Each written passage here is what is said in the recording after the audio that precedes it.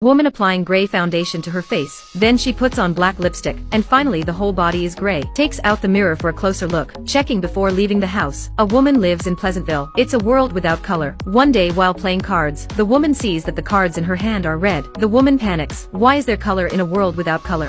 It starts with David and Jenny. One day they were fighting over the TV remote control. Jenny accidentally pushed the button, and they were sucked into the TV. Jenny was confused when she saw herself covered in gray. Then an old man appeared on the TV. The old man tells them that you have traveled to Pleasantville. In this film you are the children of the main character. David and Jenny can't go back now. We have to go along with the plot for now. It's a good thing that David's knowledge of the Pleasantville plot. It's all rotten in the stomach. Life here is the same. David throws a basketball, and hits it 100%. David thinks it's a nice place, but Jenny is sick of the same breakfast every day. The firemen only catch cats every day, and he's desperate. Then a little brother calls out to Jenny. His face was so handsome that Jenny's eyes went straight to him. She was intrigued. According to the plot, Martin liked Jenny. Soon after, Martin asked Jenny out to Lover's Haven. Lover's Haven is a dating mecca. All the couples just sat in the car and talked. What kind of relationship is that?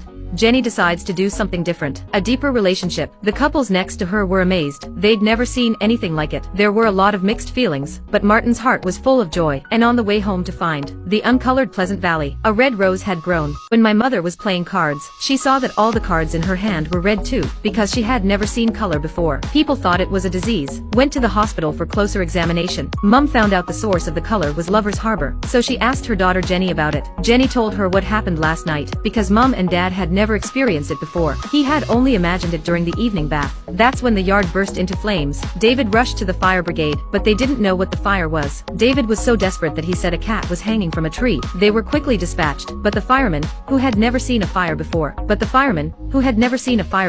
did nothing about the blaze. David himself took a water pistol, and gave it to the firemen. It's hard to believe that this is coming from a fireman. After this incident, David became a hero. People wondered how David knew about the fire. David told everyone about the outside world. David said that when a book was blank, words would appear. After that the book wasn't blank either. There was a long queue at the library. As ideas were liberated, there were more and more people with color, and this made the mayor unhappy. The mayor invited David's father to resist color, but now Mom has color too. To keep her husband from finding out, he had to paint his body gray, disguised as black and white. That's when the old man finds David, because the old man realized that the Pleasantville plot had gone awry. David and Jenny were told to go back to the real world, but David didn't want to go back.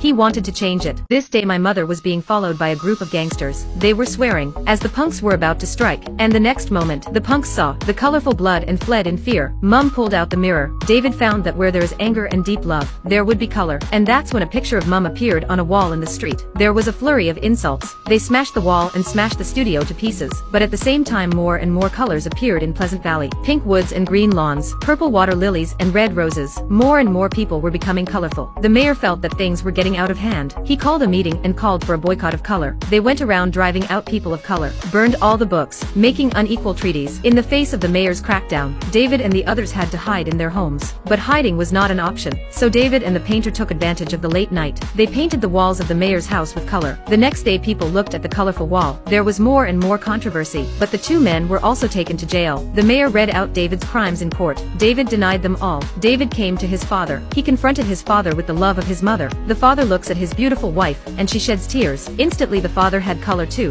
Then everyone else had color. Then David's heated words made the mayor of the town furious. The mother dropped a mirror. The mayor saw that he too had color. The mayor ran away, and from then on the Valley of Joy was full of color. The people had freedom of thought and freedom. When all was said and done, David went back to the real world, and Jenny chose to stay here. Life is not the same. No one likes the same old thing. Interesting souls are always different.